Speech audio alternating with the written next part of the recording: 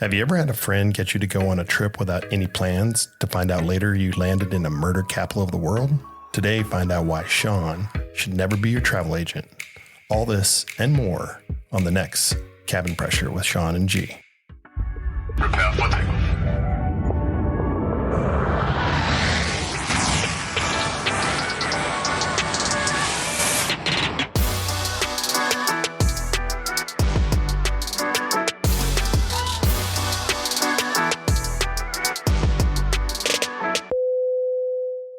Welcome, everyone. This is Cabin Pressure. We have a couple big shout outs today before we get started, Shawn. Hey, we just wanted to give our fans a big appreciation out there for all the emails, the fan mails that's coming through, all the likes, the follows. We are just approached today 600 downloads today on our podcast, and it's been just over 2 weeks. So we really appreciate everybody that's downloading our podcast and following.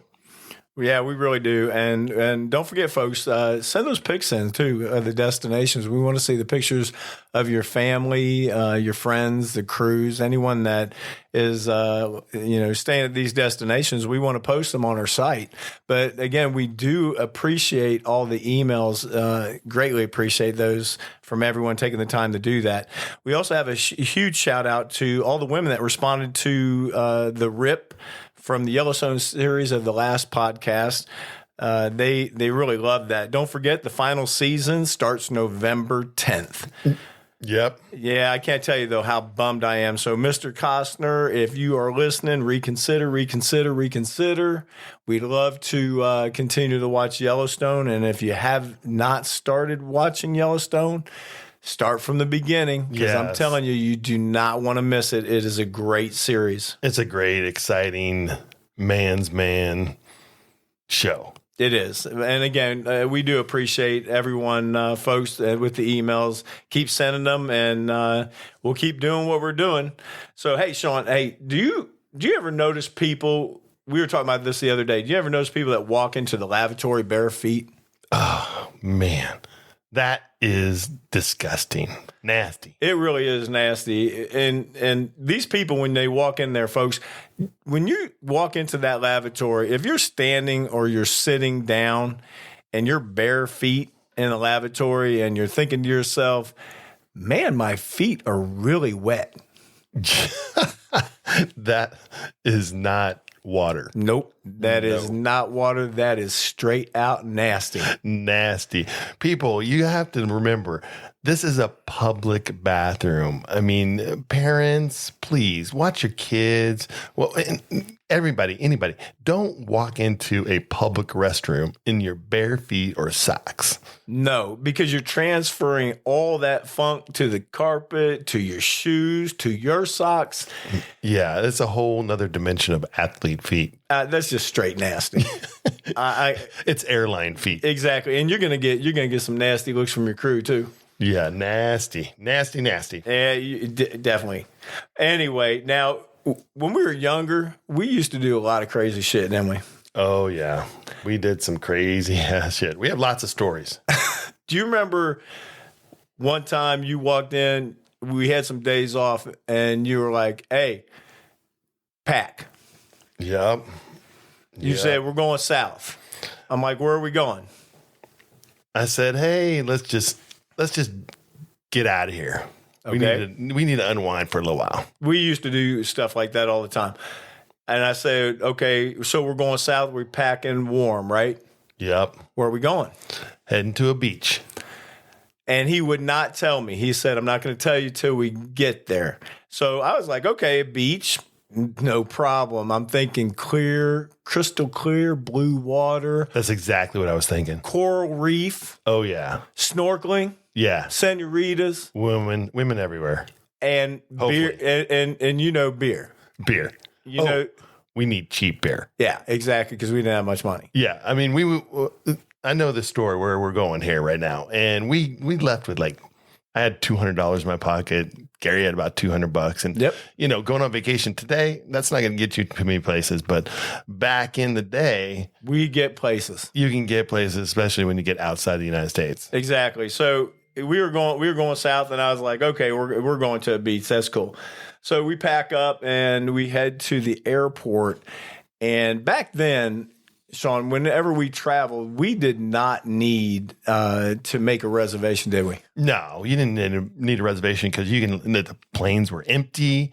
You can get on any flight you wanted to. I mean, basically, we go to the airport and go. Yeah, because we had these little credit cards. We just kind of, zipped them across, and we took these little tickets with us, and we just write in whatever our destination Yeah, this is like old school, like no digital anything today. We don't go on the internet and book our tickets or anything. You would pull out a little credit card. You put it in this little credit card swiper.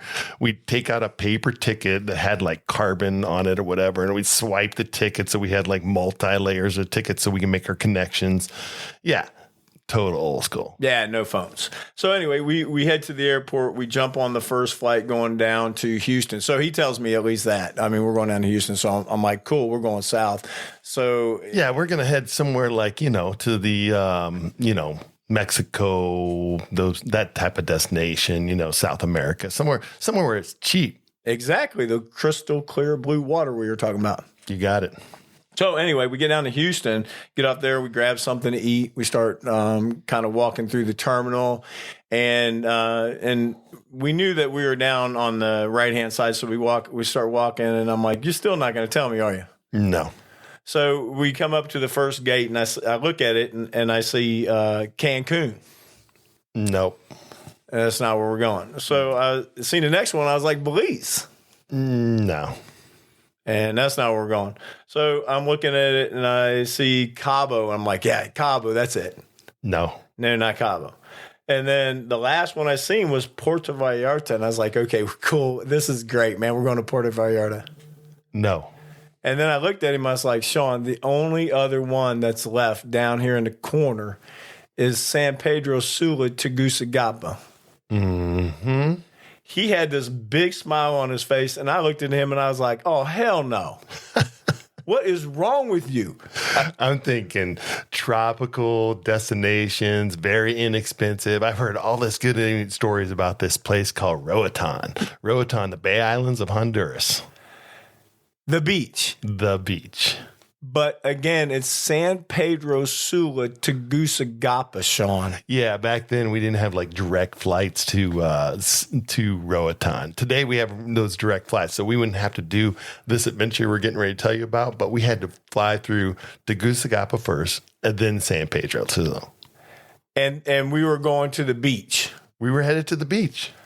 That's the plan. Okay, so I'm looking around in the boarding area, and I told Shawn, do you see anything that looks different in the boarding area, Shawn?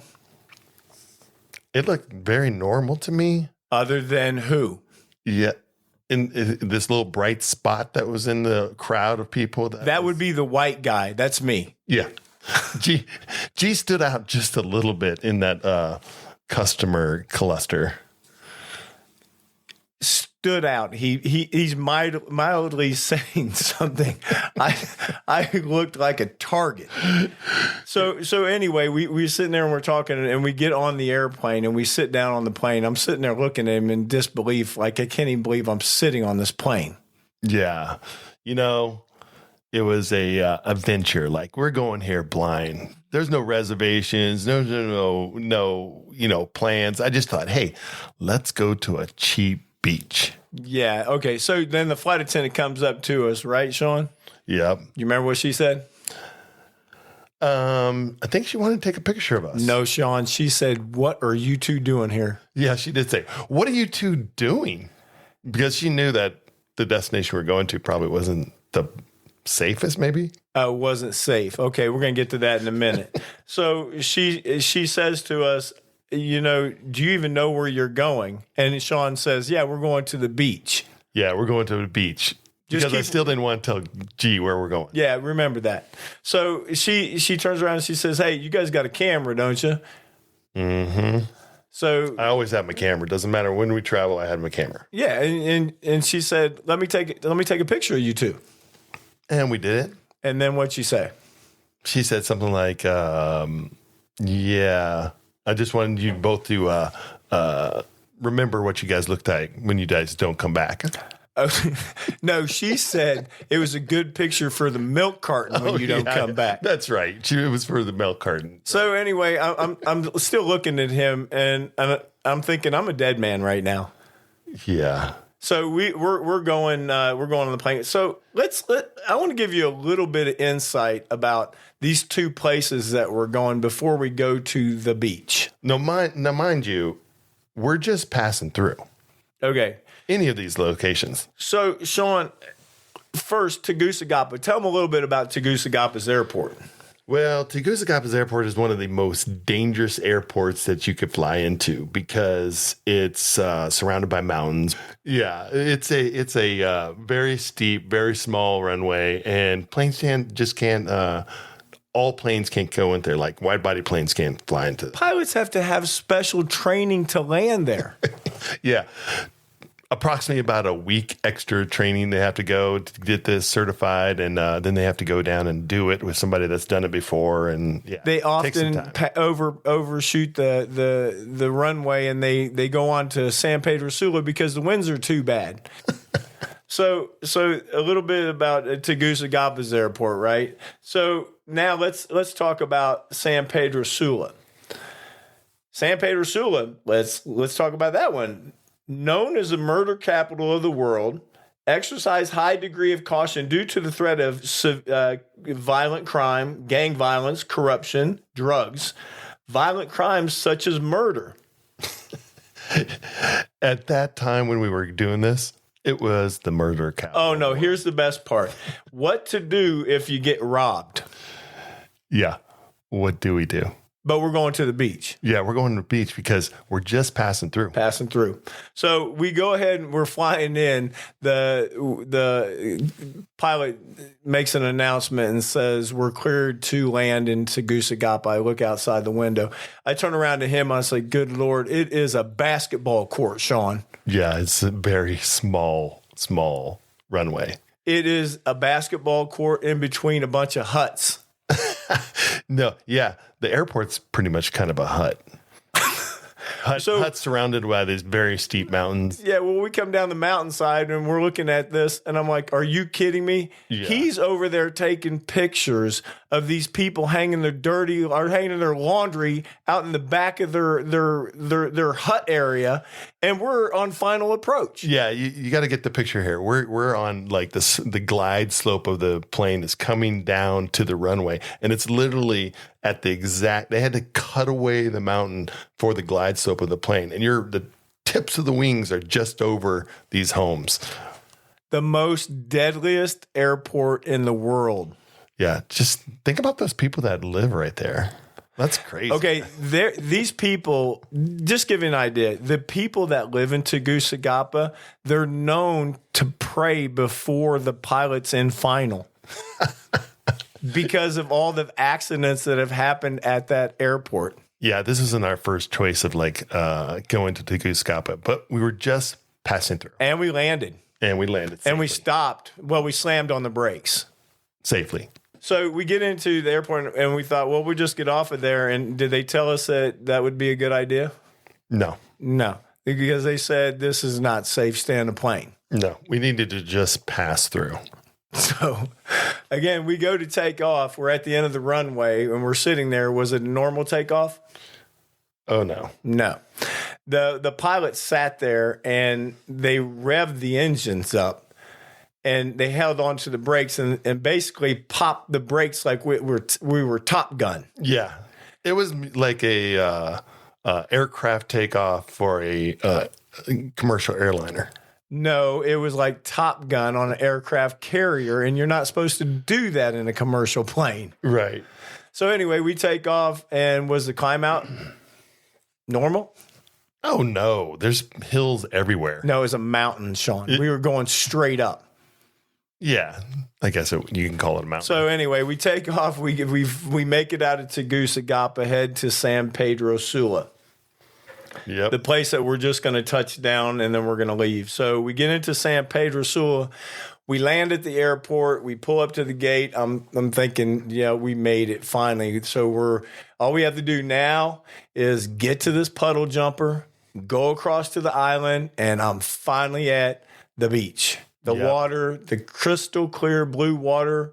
Yeah, we were pretty excited by that because, after the Tegucigalpa experience, we were very ready to hit the beach and relax. Yeah. And get some beer. Absolutely. So then we got off the airplane, and Shawn, you went over and talked to the gate agent about where we had to go catch this connecting flight, right? Yeah, so I get to the gate agent, and, the only people talking English were our gate agents there.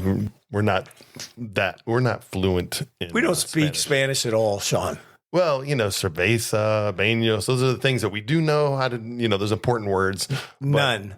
Yeah, there was none. So we talked to the agent, tell the agent, hey, we're trying to get to the Bay Islands and get over to Rotan. How do we get there on these puddle jumpers? I'm all excited at this point because I'm like, I just want to get out of here. Yeah. I was very excited myself too. And she looks at us and says, not today. And I'm like, what? Not today. Well, what's going on? Can anyone feel my stare at this point? Yeah, at this time, there's like a little bit of panic happening on G's face. And I said, what's happening? So she says, well, it's one of our major holidays. And so all the Honduras go over to the Roatan for the holidays. So all our flights are booked and there's no seats on their flights today. Yeah. I was looking at him thinking, yeah, there's no beach. So I'm going, okay, we're not going to the beach. We're not going to Roatan. We got to get back on this plane and get back to Houston. And I thought, you know what? Hey, we're here. Let's figure it out. Let's No, the plane left, Shawn. Yeah, we had to figure it out, Ben. The plane left. We were now stuck in the murder capital of the world. Yeah. So I talked to the agent once again and said, hey, what, is there a place to stay here, some hotels and stuff? And she said, yeah, there's two. And she knew the manager of the hotel. So she made a call for us and got us a room at the hotel. And so, yeah, that's what we decided to do. Like, what was the hotel's name? Hotel Americana. Americana. Was there any Americans there?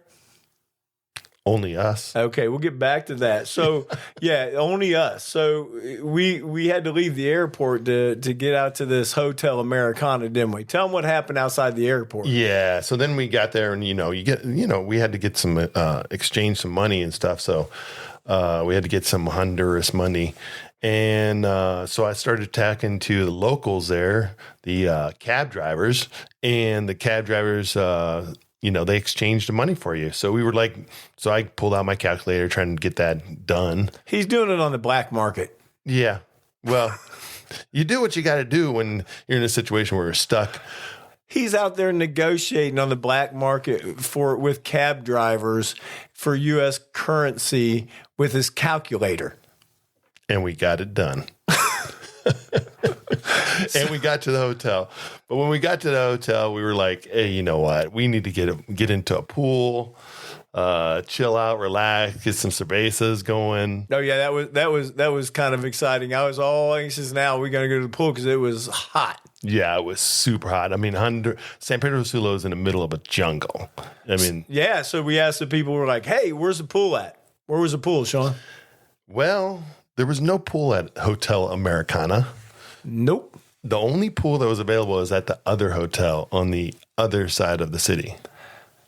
So to get there, how did we get there? Yeah, we decided to walk through the city and head over and see what the pool looked like over there. So when we walked outside and we're going down the street, how safe did you feel?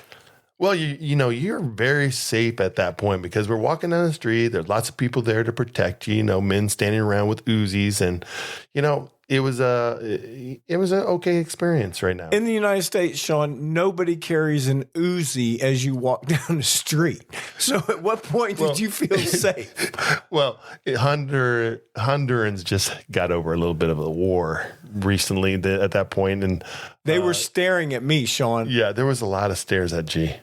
But So we go down to the other hotel. This even gets a little bit better. yeah, we get to the hotel. On the way, we stop at this little market, pick up some mangoes or papaya, whatever it was, and had some local fruit, and got to the hotel. And we walk into the pool area of the hotel, and there is a large pool there with no water. Not a drop. Not a drop of water. And we are thinking, holy shit.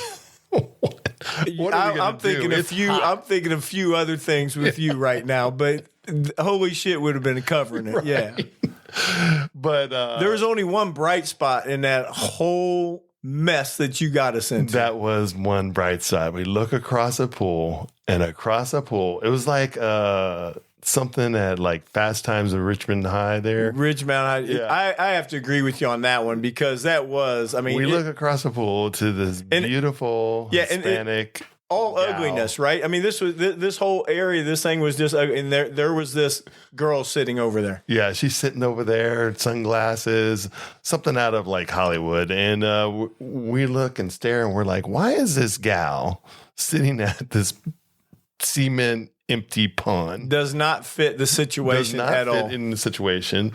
And so we meander over across the pool to try to figure out who she is because, wow. And she was really cool, right? She starts talking to us, and she was fluent in English. Right.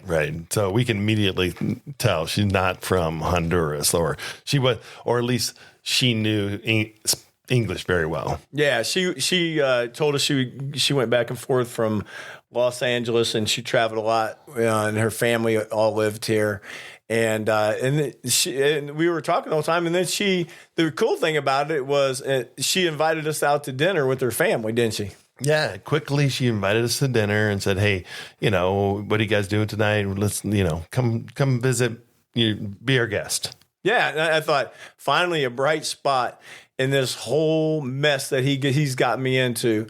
So we go back to the hotel, get all cleaned up. We get into a taxi cab. We head over to this restaurant. And when we pulled in, there were all these high-end cars on the outside of this restaurant. And I looked at Shawn and I was like, this does not fit. Look at all these high-end cars out here. So for all you that have not been to Honduras, and especially San Pedro Sula, there's nothing but like a lot of dirt roads there. But there's like these high-end cars sitting around on dirt roads, and you're like, this just doesn't fit. Like it's not what you would think to see in Honduras, especially how poor they are. So we go into the restaurant, and there is this girl, and she's sitting, and her family is all sitting up there, and they had this long table. And all these family members were sitting up there, and they turn around. They were looking at us. Again, me and Shawn don't know any Spanish at all. So she waves to us. We come up there, and we become the main focus of the family at that point. Yeah, we are like kings actually at that point. Like they are taking care of us. Everybody in the restaurant is like, they're calling people over. Get them a drink. Take care of them. Everybody's drinking. Bottle service everywhere. Yep. I mean, but nobody in the restaurant is actually looking at us at all. No. I mean, and this family was loud, but nobody was looking at us all. So all this family, they're all drinking. They were drinking real heavy, and we're in conversation. And the one sister of that girl, remember, she was sitting next to her. She starts saying something in Spanish, and all of a sudden, it's like somebody in the family took real offense to it. Yeah, that was not a good situation right there. All of a sudden, this guy jumps up and just smacks the shit out of this girl. You are not kidding. I mean, grabs her by the hair, drags her out of that restaurant. And the whole time, not one person in that restaurant was even looking at this family. Yeah. Gary and I were like, it was like do we jump in? Do we not jump in? It's like it's just a weird, very weird, uncomfortable situation. Right. And I looked at Shawn. I was like, "You have a funny feeling about this?" Yeah. And he was like, "Yeah." And I said, "I'm going to ask her what their family does." And Shawn was like, "I don't know if I do that." No. And I said, "I'm going to ask her anyway." So I turned around and I said, "Hey, if it's none of my business," I said, "Tell me it's none of my business, but hey, what does your family do?" And she said, "None of your business." I was like, "Oh, that's great, man." I was right. Exactly. And I turned around to him. I said, "This is a cartel. This is. Do you notice? I just realized all these high end cars and everything. So now our situation just got a lot worse." Yeah, for all of you out there that haven't figured it out already, Ari was ahead of the game here. Gary was catching up. So our situational awareness was on high alert right now. So anyway, after this, they want us to go to this nightclub. This whole time, me and him are now on complete edge. We're just trying to get out of this whole situation. Yeah, we are great. They were wining and dining us, and it was awesome to have all that, those little bennies and stuff. But we just needed to exit. And we had to get an exit program, but they had us go to this club. They're all out there dancing. And I told Shawn, I'm like, "Look, we got to get out of here because if not, me and you will probably be hanging from some bridge in Honduras in the morning time." And I was like, we got to get out of here. Yeah. So we made an excuse and thank God we got out of that situation and we went back to the hotel.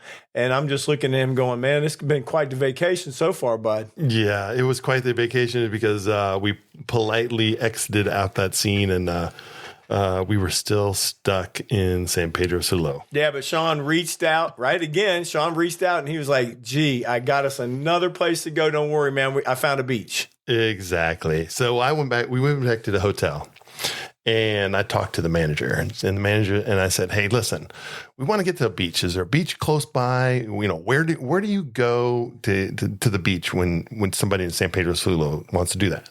And he's like, "We go over to the Puerto Cortez." And he's like, let me talk to my son, and I can maybe arrange your transportation for you to get over there. And I'm great.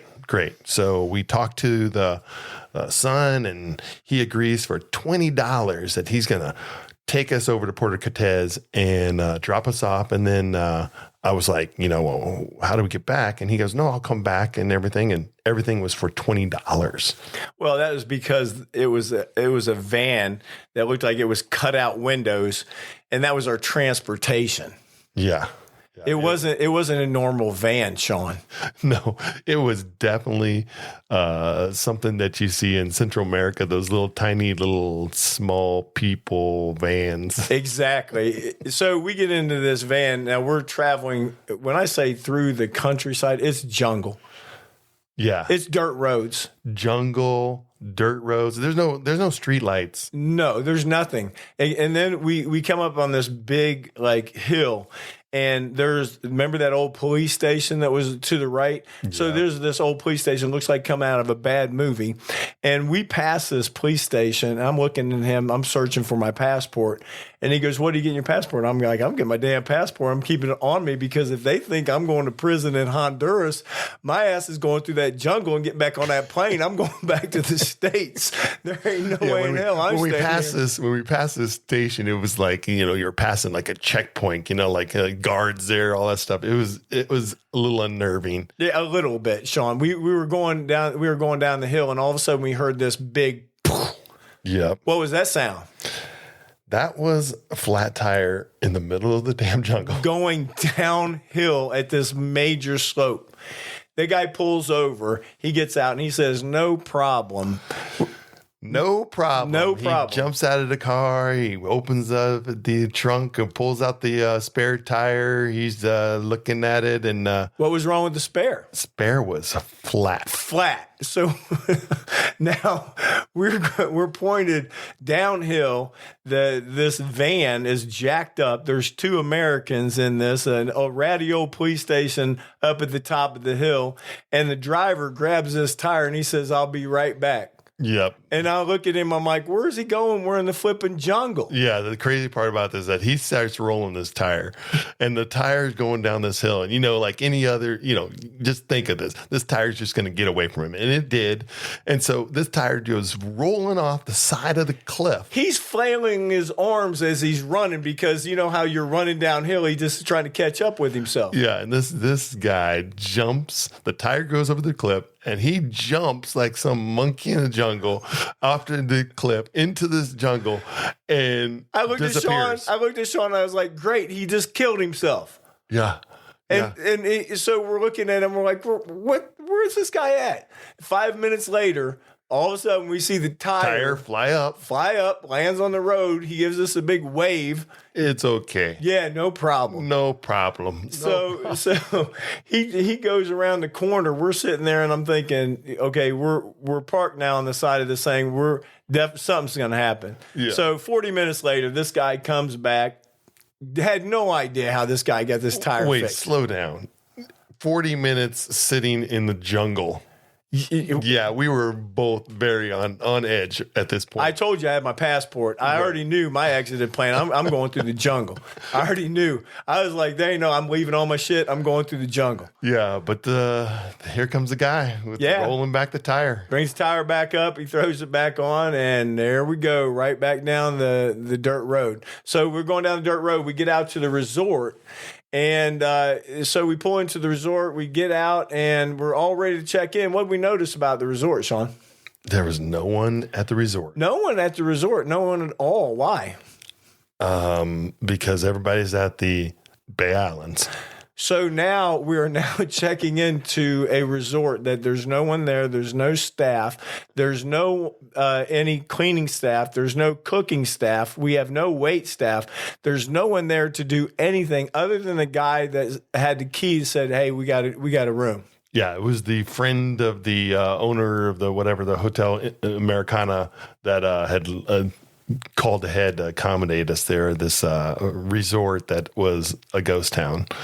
So we were sitting there saying, okay, well, how are we going to eat? And this owner said, well, there's a lady right down the street that has a restaurant that you talk to her. Down the street. Yeah, we'll get to that. She said that there's a restaurant down the street. You talk to her and she will take care of you guys. So first of all, from all this dirt and everything, we were out there. We was like, we're going to take a quick shower.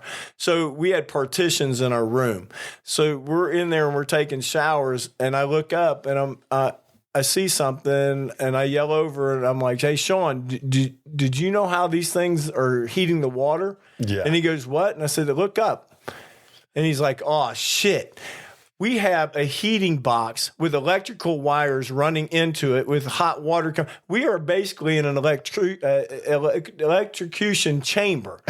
I mean, I'm sitting there and I'm like, are you kidding me? I'm sitting there in this thing, then wires are running into this box. We're in the Puerto Cortez in this little resort. There's these like little bungalow shack huts that are the rooms. And these rooms have these heating boxes that you heat up the water while we're showering. We're both like, what are we doing here? Yeah, exactly. It's crazy. So anyway, we get dressed, and then we were like, okay, we're at least going to go down this restaurant, and we're going to talk to this woman and set up something to eat because we're there for the next 2 days. We had to get something to eat. Yeah. So we walked down the road here, and we're looking for the restaurant. Wasn't a restaurant, Shawn? Yeah. It was a panel truck cut out that they made into some kind of cooking thing, and they had mosquito nets on top of a wooden pallet. Yeah, they were like, this is like a truck with an extension built onto it. They cut a little shack on the side of the road. They cut a panel out of it, and it was a kitchen in this thing. So she spoke a little bit of English, but not enough. So we needed an interpreter. So we got one, didn't we? Yeah, there was a guy at the bar there. He was the local drunk. The local drunk. He was the local drunk that was the only guy that can speak a little bit of broken English. And you know something? And at that point, I am good feeding this man beers because he's the only thing that kept the communication going. Yeah, so we were being friendly with the local drunk. And we were giving him a bunch of cervezas, and he was communicating with this lady that had this place. Well, she opened this place up for breakfast, lunch, and dinner for me and Shawn because she was actually making more money from me and you than she makes all month. Oh yeah, yeah. We sat there that first day, and we sat paying for the drunk. Yep. Paying for the owner's daughter to eat, paying for us to eat lunch. Yep. And dinner. Yep. We always had bananas, fried bananas. The plantains, they're all there. And we freaking, sat there for the whole day. Our bill came to like just under $20. Yeah, it was absolutely crazy. We were looking at each other thinking how many plates of food we had eaten and beers that we drank. And we paid like $20 for this. $20. But here's the point. This was supposed to be a cheap vacation. And I knew that a friend of mine had told me that beers in Honduras were only like 5 cents. So we were living like kings at the beach. Yeah, at the beach. Yeah. Okay, so we sat there and we were eating, and it was into the first night. We looked at the plate of food, and we were into like a third plate of this because we were chowing down on it.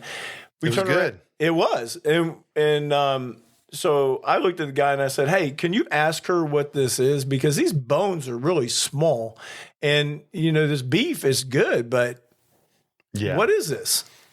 He looks at us, says, "Woof."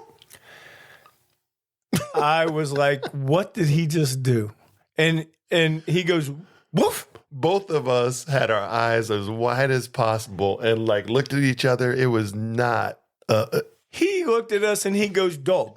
And dog? I was like, "Oh, hell no, dog." I'm about ready to kill Shawn because I'm a dog lover. And then this guy just busts out laughing. He's slapping his hand on the counter, laughing. He had totally got us. But. Yeah, he got us. He got us there for a second because we thought we were eating dog. And I was like, "You got to be kidding me." Yeah, but the thing is, it could have been dog. We still have no idea. I'm hoping that it wasn't. I am just so hoping it wasn't.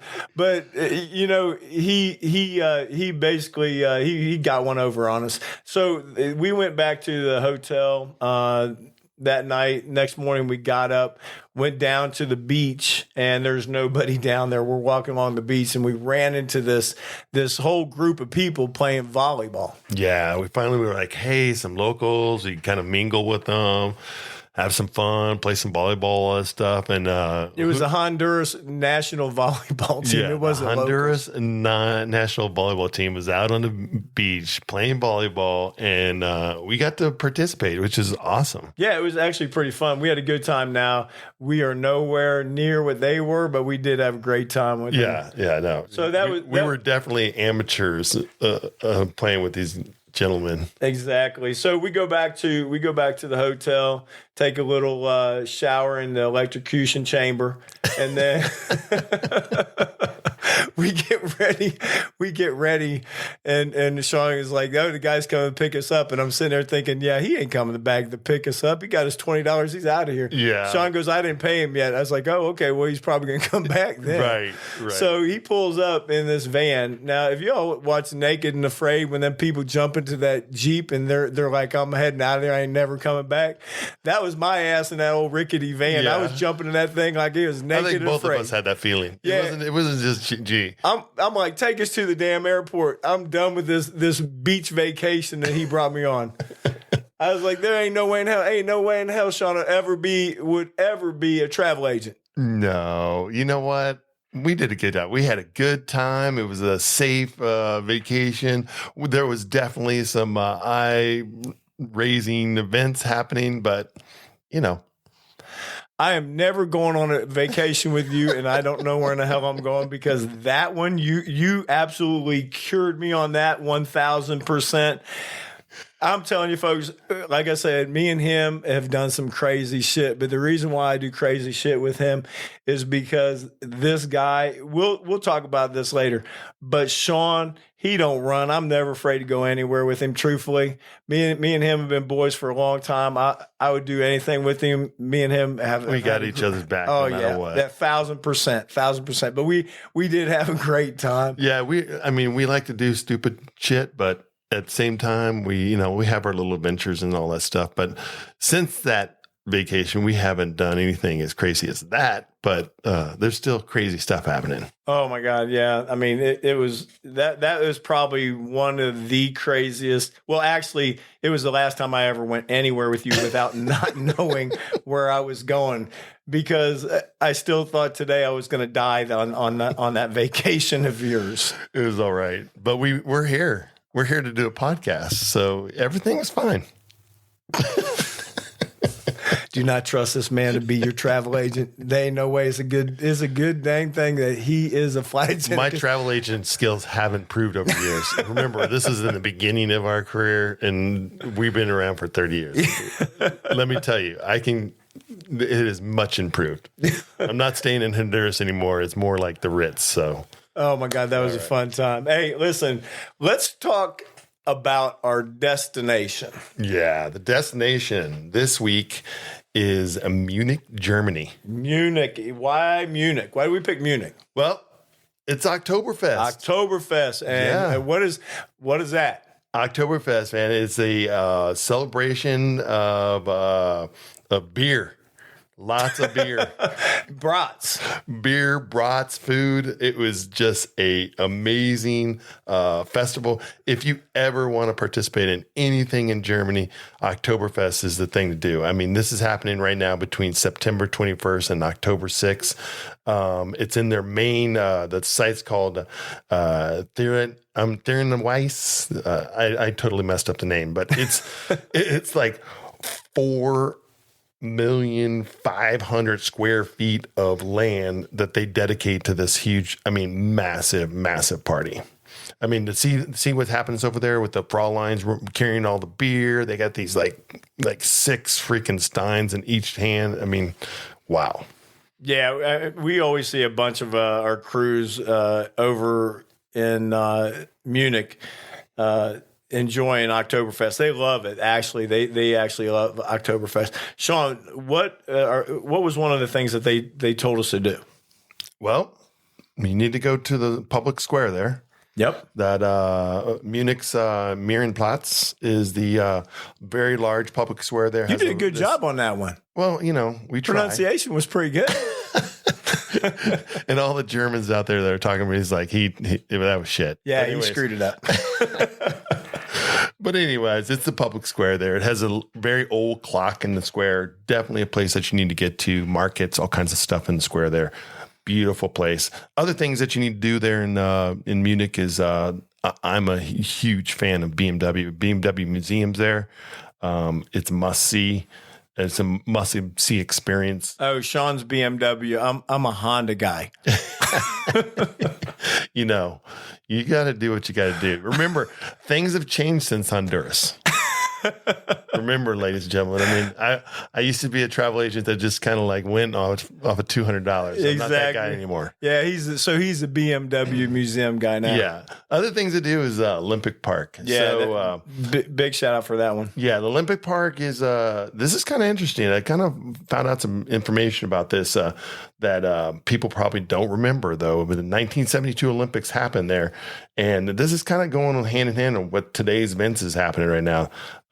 It's a thing they call Black September, and 8 Palestine terrorists attacked a group there in the Olympic Village, and it was the Israeli team. So definitely something that's happened in past history that's definitely parallel with events of today. But on to better subjects is the food. The food that now, right off the bat, a lot of people have said this, the potting shed. They said it's a little hip hangout for a lot of locals go there. It's great for dining and drinking. It's definitely a must go and see. They like it a lot. It has live music on Thursday nights.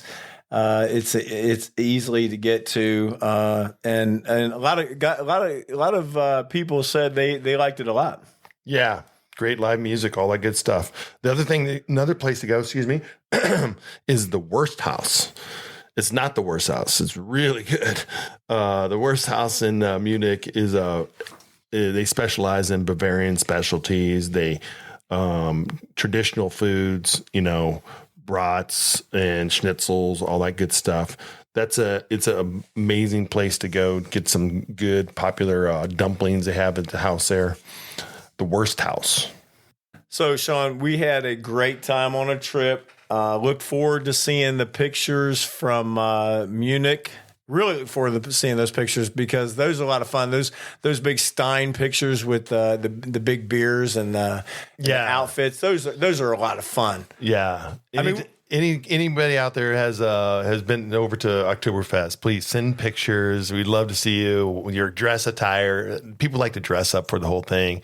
Traditional German attire.